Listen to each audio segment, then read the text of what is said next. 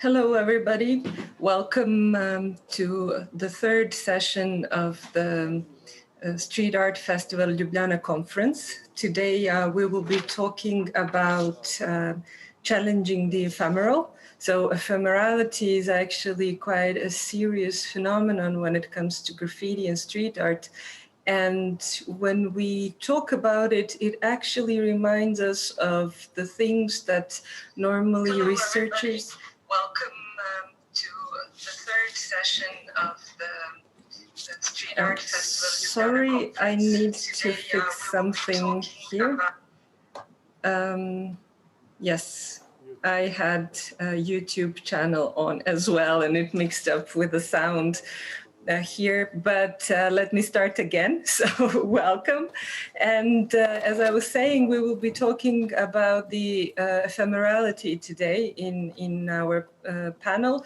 And this issue is actually quite a significant one because it kind of borders on intangible heritage. When we talk about art history and research in that area, it kind of has a lots of touching points. And I think all the papers that we will be hearing today will have something of that issues mentioned. So it is quite important to actually look at it from different perspectives. So unfortunately today we will have only two presentations because the colleague Maria Udovydchenko from Russia couldn't join us today, but don't worry, we still have two excellent presentations, and then the first one will be presented by Carolina Riojas,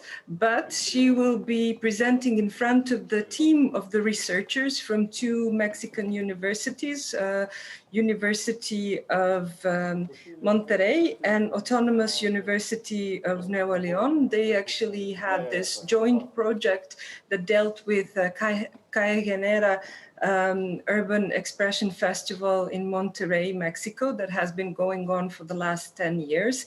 And they have actually dealt with systematization of the festival archives, which we know it's a huge deal because most of the festivals actually completely forget this aspect of their work, and they don't have proper archives. So we will be hearing about these challenges that they've been dealing with.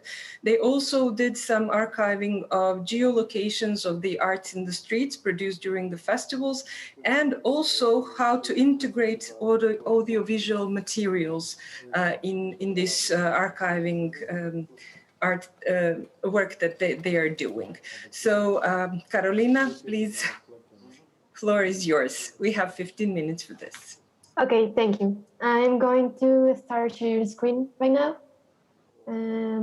And yes, until while you're turning on your screen, I just forgot to say that these sessions will be back to back. So we'll have both presentations one after another. And after that, we will have 15 minutes for Q&A session.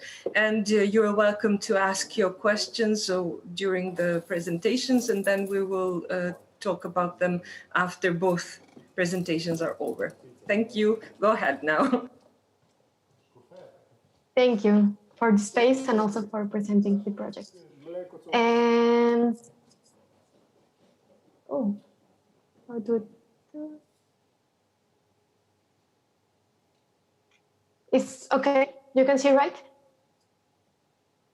Yes, we can see. Yeah. Okay. Thank you. Well, good morning here and good afternoon there. This is the project that is called the Systematization and Classification of Mural Art produced by the CALLEGENERA Urban Expression Festival, which is a case study. Well, first of all, the complete title of the project is the Mural Creation of CALLEGENERA Urban Expression Festival as a cultural artistic consumption in an interdisciplinary research project with the participation of the University of Monterrey and Autonomous University of Nuevo León, as it was already said. And well, first of all, the lead of this project is Adris Díaz Fernández, which study history of art and sociology. Also, Dr. Rodrigo Ledesma Gómez, which study history of art. And also Master Ana Cristina García Luna, which studied urbanism. And Dr. Yadira Nieves Lajaba, which studied philosophy and information science. I am a graduate student of sociology. Also, the architect Javier Flores Leal, and students that help in this project also is Mexlin Aranda Garcia, which studies sociology, and Victor Biones Galvan, which is studying librarianship and informational science. Well, first, to keep the main objective of the project is to identify, describe, and catalog all the urban and mural art interventions in Monterrey and its metropolitan areas. Also to create a registry model to analyze and also document all the urban art and mural art creations inside the festival, and also to design instruments that evaluate their impact from the perspective of the artists and also the people that are around these art interventions. And well, Monterrey, just to give a big explanation, is in Nuevo León, which is the state, and Monterrey is surrounded by a metropolitan area, which means that there are some cities around it, and some of the street art interventions or the interventions that Angel count in these investigations are also in some of the other metropolitan area, but it's mainly in Monterrey. And well, CALLEGENERA is an urban art expressions festival, which started in 2011 and has been doing every year until 2020. And well, in general, CALLEGENERA is focused on urban art, as in mural and also paints, which means graffiti.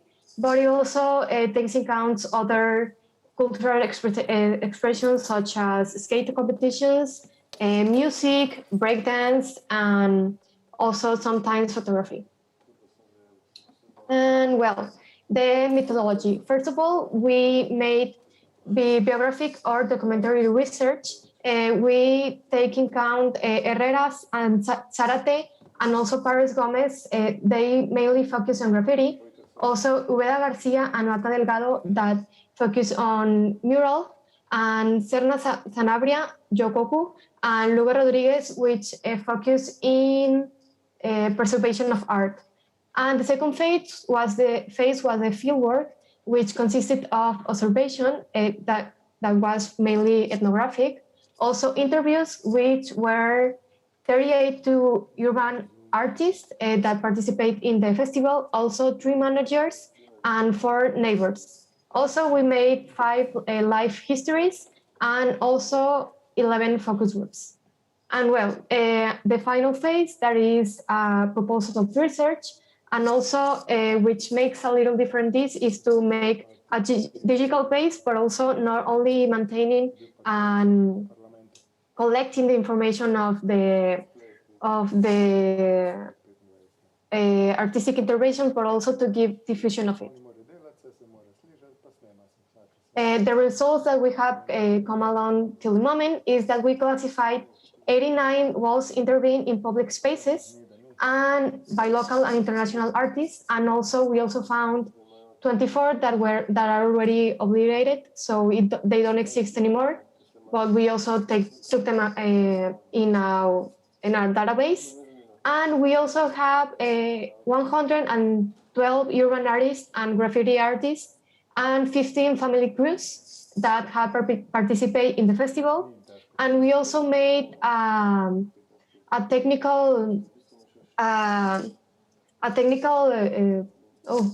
I forgot the comment in English, but we also made a paper that has all the information of the artists and also the works and also some photographs. And finally, we also made a website that is in Omeka Net website that is an archive that makes you have all this database online, but also allows you to not only have the information, but to also have the geolocation, so you can see a map from all the city on all the state, and you can see where all the interventions of all the interventions are. But it's not only that you can see where they are, but you can also take some routes. So you can see from each date, from each year. So for example, 2011, which are from 2011, and you can see all the trail, and you can also see by gender. So and by authors. So you can see kind of the routes in not only a conglomeration of information, but you can also take some routes. And if you're in Monterrey, you can take them. And well, from the logistic experience that we took account, like I mentioned, is Herrera Zárate and Mata Delgado, that are mainly from to register graffiti. Also, the Pares Gómez and Capus that are mainly from urban art.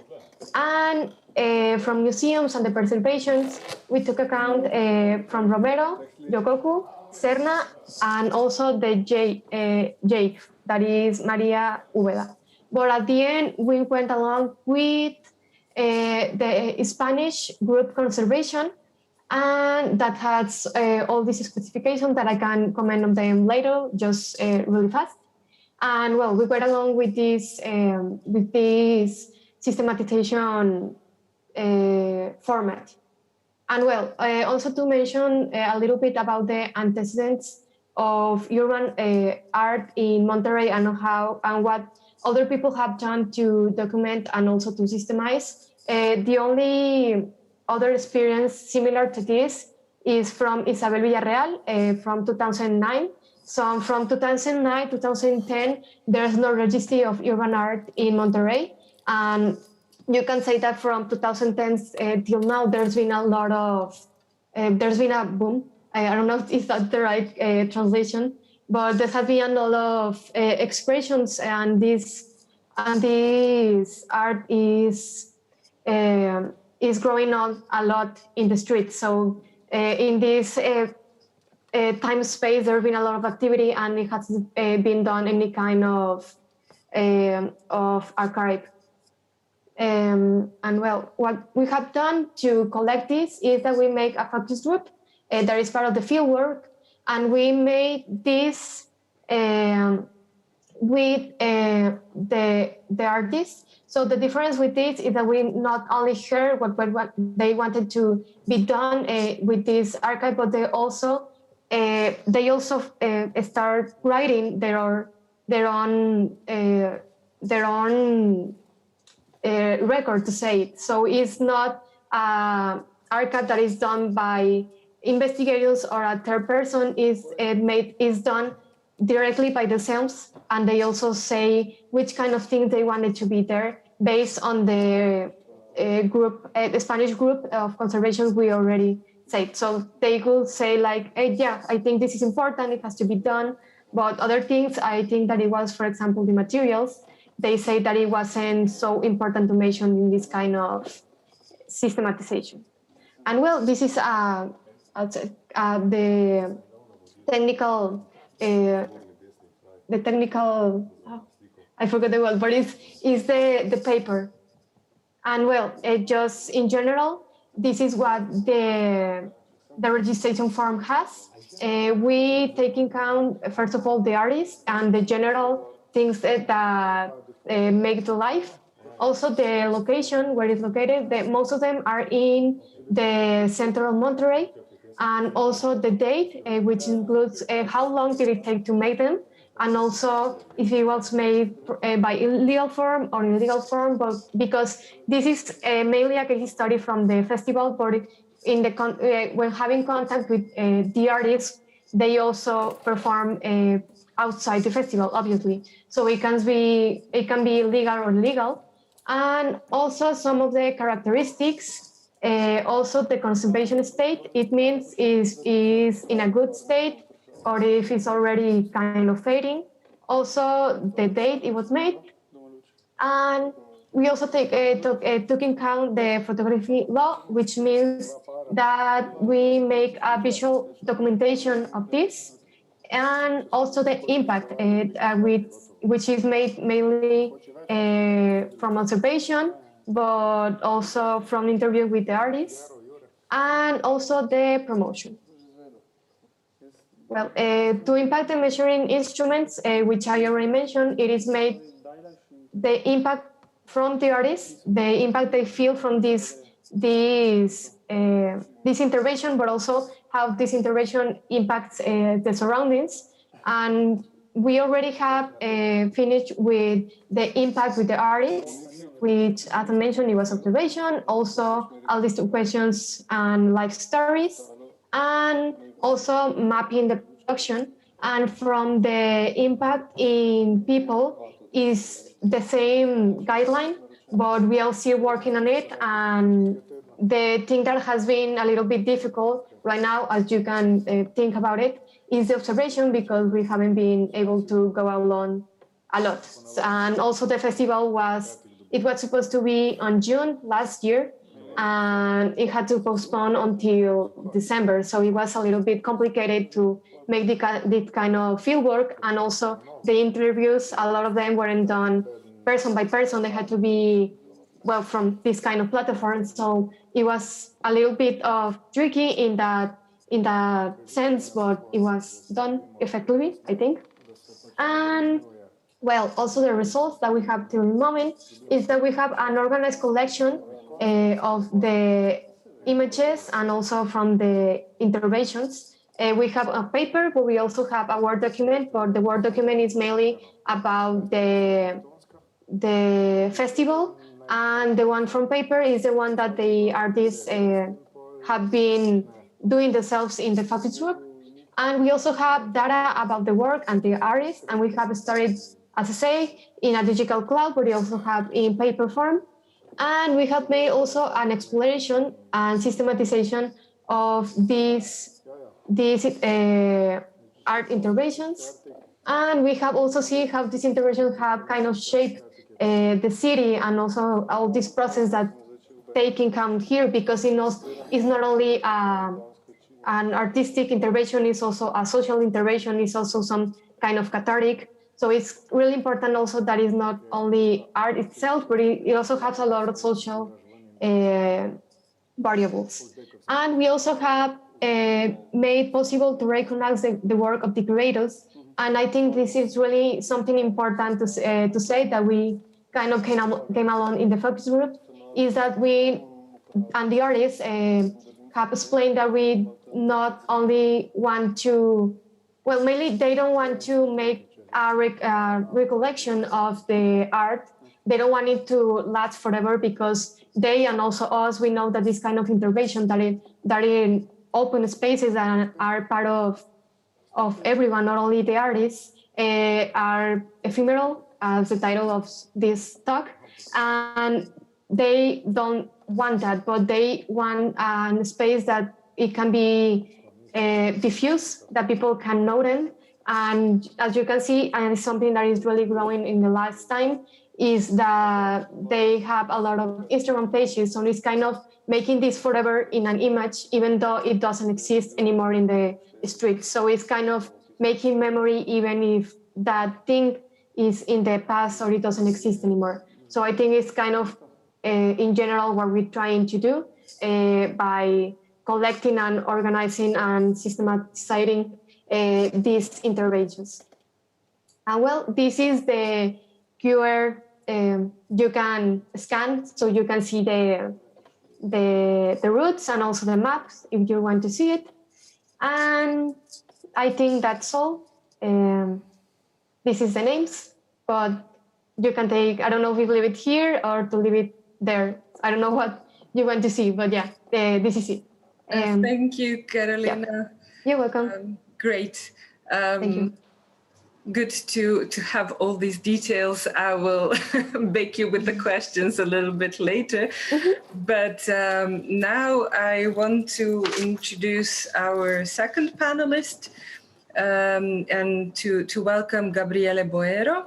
He is from the University of Genoa, and he will be telling us something about the restoration of 1984 pieces by Delta 2 and Phase 2. Most of you probably are aware of the fact that these are kind of really important artists from the first generation of graffiti writers in New York.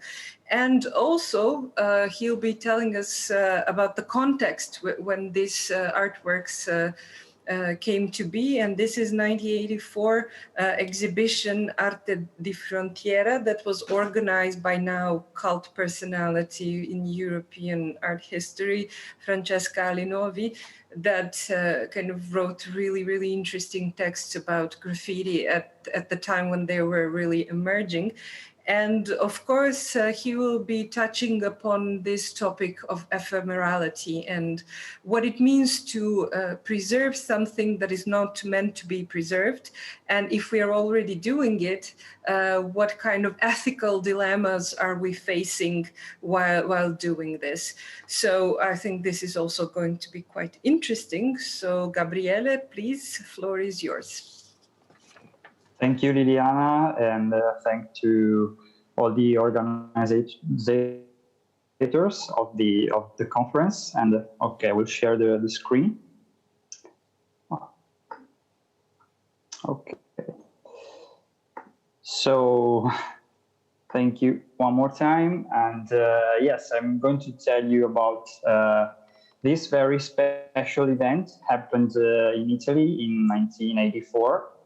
When the New York writers Hero, Ramosi, Phase 2, and Delta 2 came in the city of Bologna to participate to one of the very first show about graffiti writing in an art gallery, in a closed art gallery in Italy. And as Liliana said, the show was created by Francesca Alinovi, who was a contemporary art critic and curator who was aware of what was happening in the US during those years and the expansion of graffiti writing from America to Europe during the 80s. And during that show in Bologna, the IVI, Industrie Vernici Italiane, that means Italian Paintings Industries, that was one of the sponsors of the Bolognese show that was based in Quattordio. Quattordio is a small town in Piedmont, a region in northern Italy. And so the IVI invited the 4 graffiti artists to paint a big wall there. And this event was an incredible meeting and mixing of cultures in which elders and children approached for the first time to the hip-hop culture and all its disciplines, mostly graffiti writing, but also breakdancing, emceeing, and so on.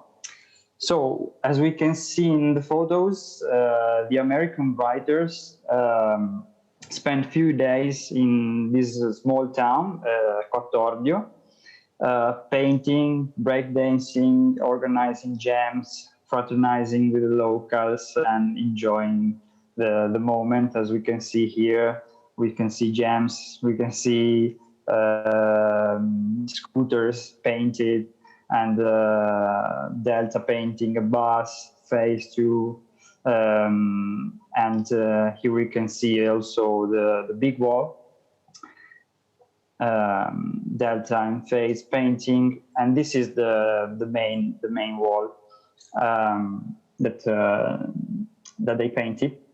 And here we can see Ramosi enjoying a glass of wine also. It was a incredible and very strange but funny and creative situation. So here we can see the 1984 piece, 1984 wall, and then the situation in 2017, very different from the origin. And Marco K1 Mantovani, that is one of the first Italian writers and founder of the contemporary art gallery Strade d'Art, that is an art gallery based in Milan.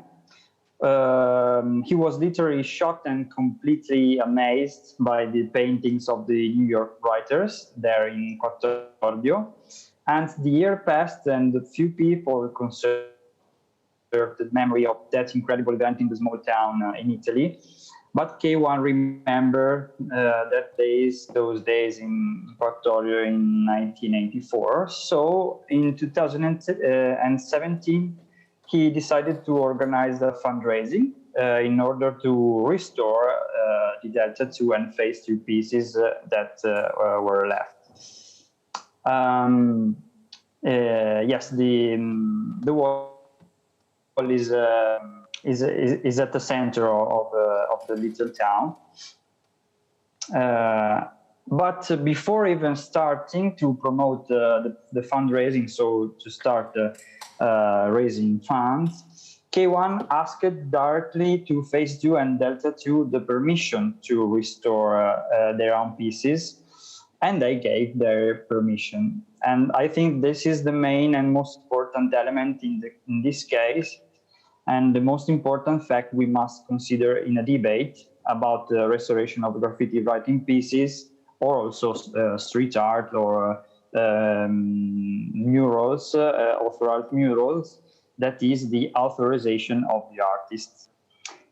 So the pieces were restored by the professional restorers Alessandra Carrieri and Elena Stolfi, who wrote an article about that, also with Francesca Inaizzo and Austin Nevin, that you can find also on ResearchGate. And the restoration consisted of cleaning of the surface, consolidating the substrate, and consolidating the paint field.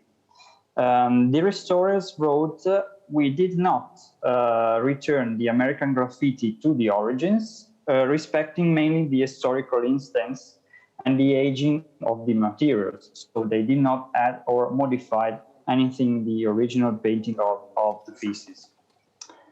And okay, here we can see some photos.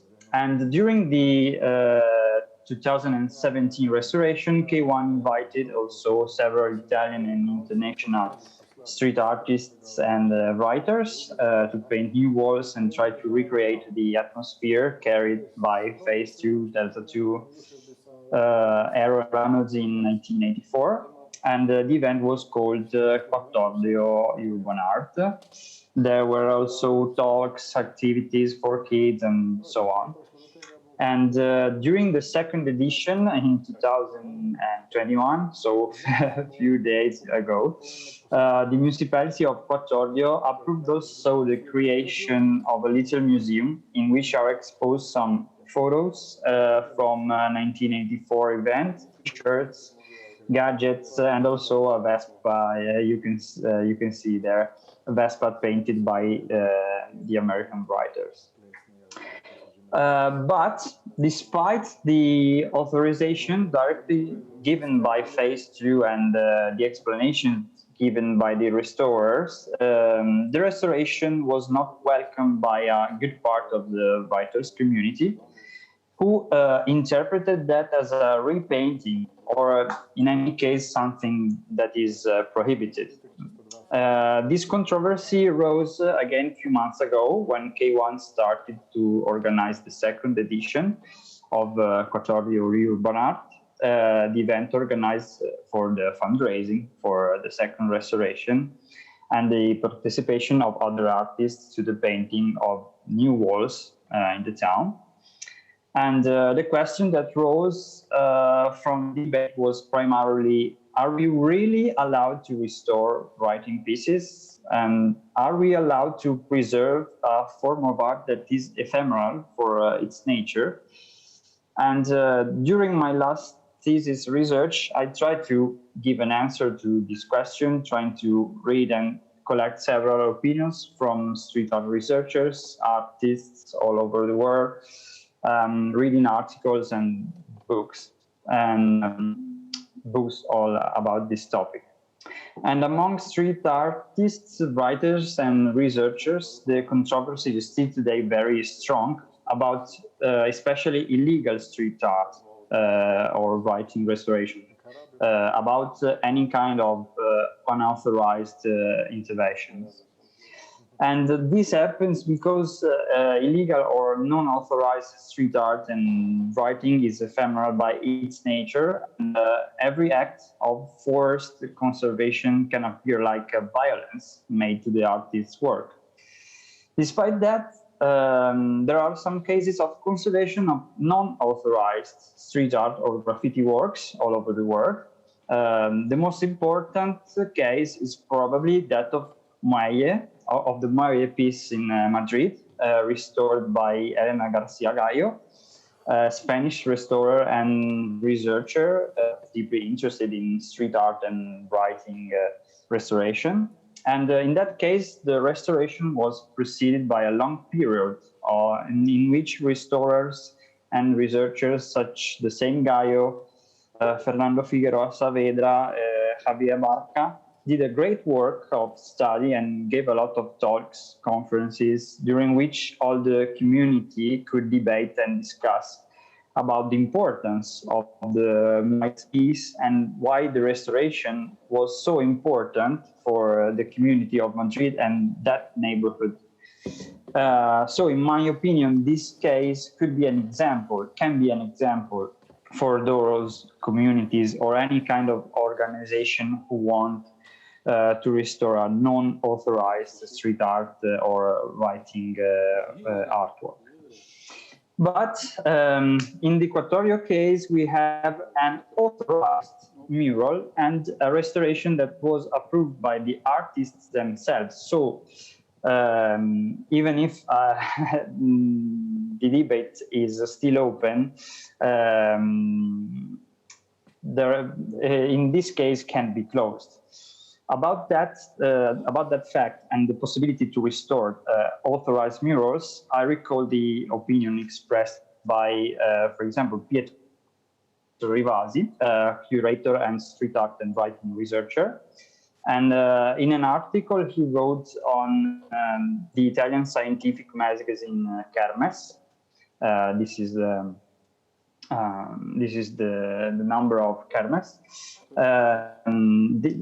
It is a magazine that is specialized in restoration, and this number was dedicated to all kind of urban art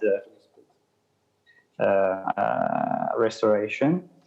And in an article, Rivasi said that talking about authorized murals, any kind of conservation can be welcome. If previously we have the authorization of the artist or the familiars or the parents.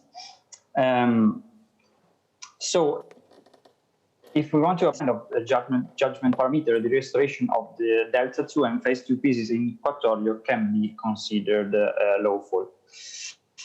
So, as said before, many graffiti writers think that restoration means repainting. That was the problem the Italian restorer Antonio Rava talked about in one of his articles that is published in this number of Hermes. And Rava is specialized in the contemporary art restoration, and he restored several murals by Keith Haring all over the world, including the Collingwood mural in Melbourne. And after the first restoration by Rava, as we can see, the mural was crossed by some local writers who thought that the mural was repainted and not restored. So the mural, when the mural was then restored a second time after a better explanation about the work of the restorers. So, if talking about street art and graffiti, meaning non-authorized works, the conservation issue is very difficult, and the debate about that is open, because we must consider the ephemeral element as one of the most important aspects of the work. Talking about authorized murals, I think we can have few doubts about the possibility of the conservation, especially in cases like Quattordio, in which we have two of the most ancient pieces still alive in the world by two of the early New York writers, Delta 2 and Phase 2. At the same time, I think the restorers can only slow down the action of time, cleaning and consolidating the pieces, but they cannot recreate and repaint a piece or a mural. So we must accept that one day even the authorized murals can fade away because of the rain, the snow, the pollution, and the simple flow of time. But at that time, we will have enough documentation, we hope, in order to conserve the memory of that work. So thank you for your attention. And what do you think about that? The debate is open. Well, thank you, Gabriele. It was great seeing all these fantastic photos from the archives that we normally really don't get to see online. So thank you for that. That was like a real treat. Like, yeah, you can see. Candy. You can see them in the Facebook page of Quattordio Urban Art, in the Facebook page of the event, and they are exposed in the museum, in the little museum in Quattordio. Okay, great. Good to know where we can find them. I've been checking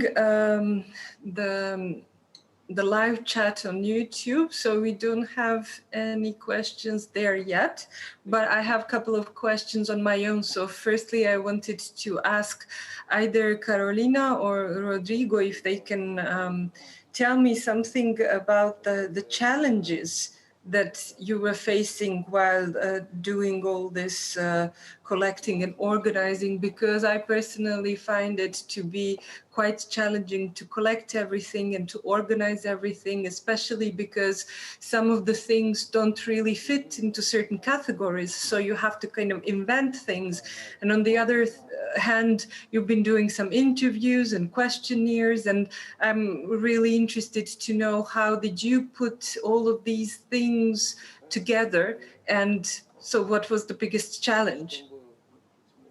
I think that, first of all, the first challenge we had is that we were kind of analyzing these urban interventions first through the festival, but we are also approaching it as our own investigation. So it was kind of difficult, like this idea that the festival has about urban art, and also the idea we had. So it was, first of all, that. And then also the fact that when we located the artists to the festival, and I think that also kind of the challenge was that we were taking into account some of the some artistic interventions that didn't exist anymore. So you were kind of analyzing this art expression that wasn't there anymore. So you couldn't kind of take in count things as, I don't know, how big it was, the materials, because sometimes they didn't remember. So I think it's kind of that information. But yeah, I think that it was mainly that you were kind of analyzing sometimes an art form that don't exist anymore, but also that wasn't kind of made up in this system that we normally conceive art and how to register, because it was kind of difficult. So I would say that it was that. And in their interviews, I don't know, because it was really different. And the experience of everyone was also really different. So kind of systematizing these kind of social interactions that were really different, and that sometimes were really made from the streets, and also that kind of someone learned from a different kind of way, that it was really from school. So you have like these two different really backgrounds. So it's kind of difficult also that. I think that it was mainly that. I don't know if I've answered your question, but yeah, in my experience, it was that. So what was your solution for all these challenges? I think that like a very precise methodology, and it was very technical, which is really good on one hand because it helps you organize your brain space. On the other hand, it's nerve-wracking because nothing fits into categories. So what was your solution? We have this database, but well, I'm going to talk about my experience. I did my final work in this, my thesis, my graduate thesis.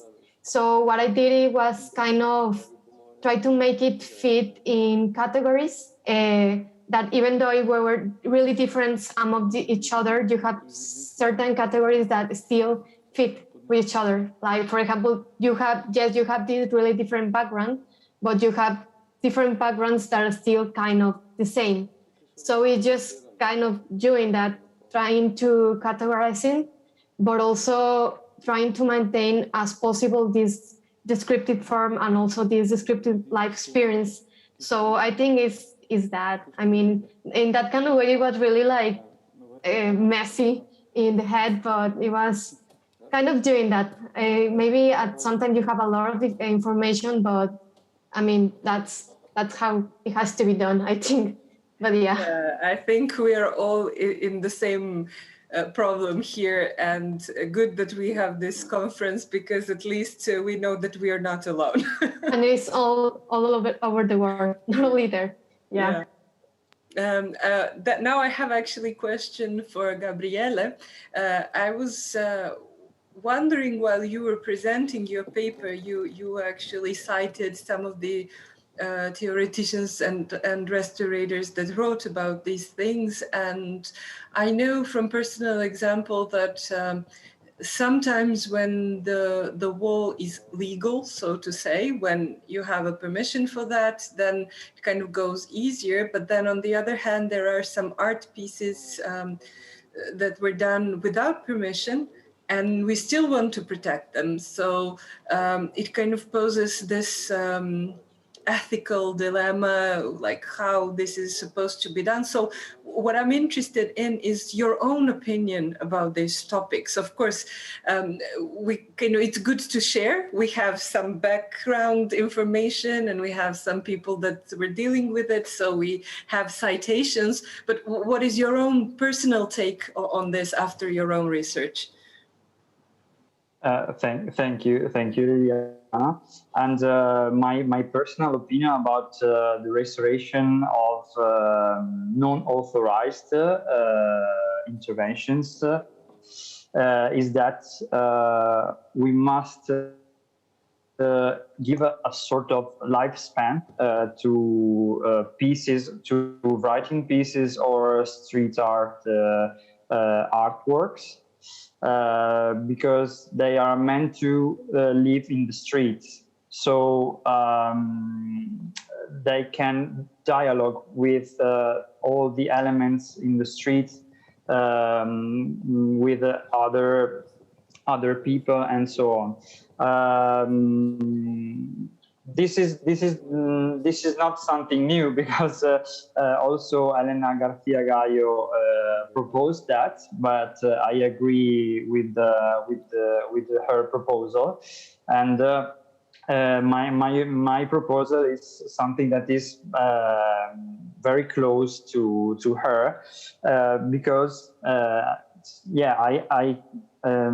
think that we must guarantee a sort of lifespan to a street art or writing piece, and I don't know how many years. It can be 5 or 10, but the community have to follow some steps to recognize something that is very important for the city, for the community, and then after some time, after some discussions and so on, we can consider to protect a street art piece and or a street art artwork or writing piece. But they have to live some years without any kind of conservation, in my opinion. But for example, you can see with Banksy pieces, with the excuse of conservation, many pieces by Banksy were stolen. So so it's a very difficult question, but yeah. Yes, as I said, I don't know what do you think here. It's good. What do you think about that? And you, what do you think about that?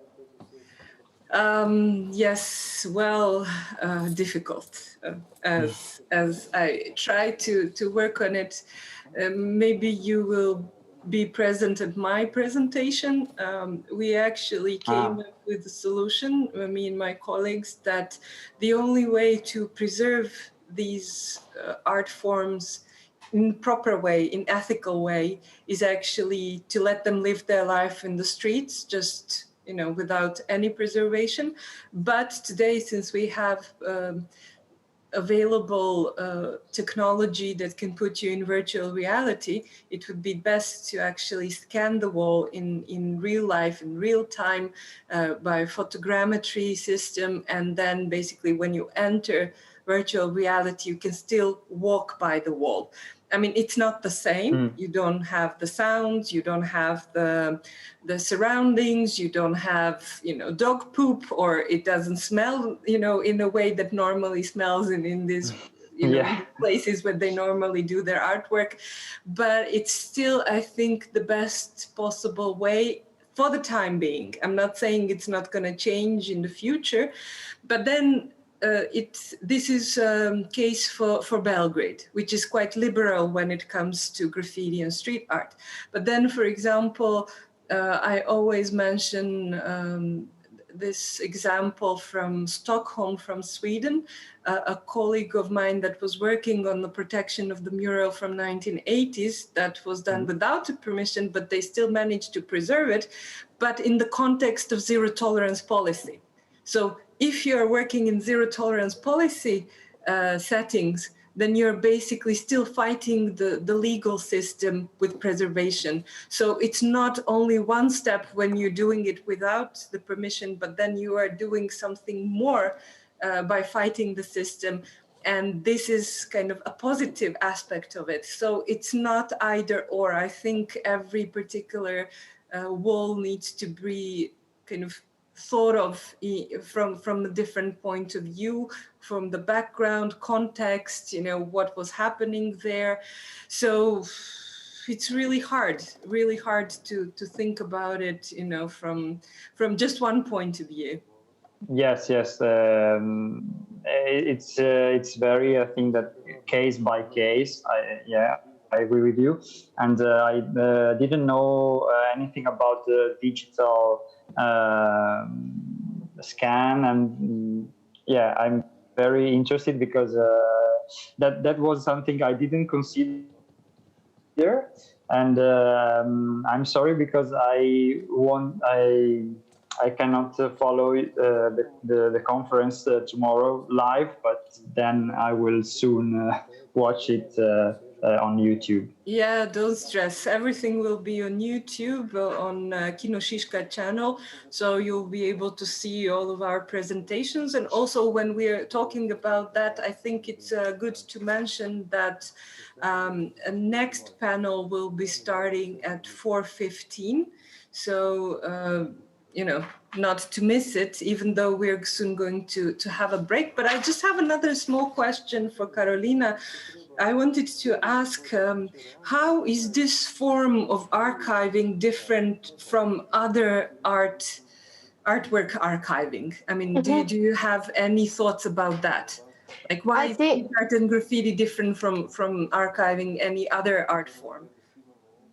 I think that, first of all, in this case, is that we took in count directly the artist. So it's not like, as I think I mentioned a little, it's not as it's an expert on a third person coming and archiving this. So it's kind of a hand-in-hand experience with the artist.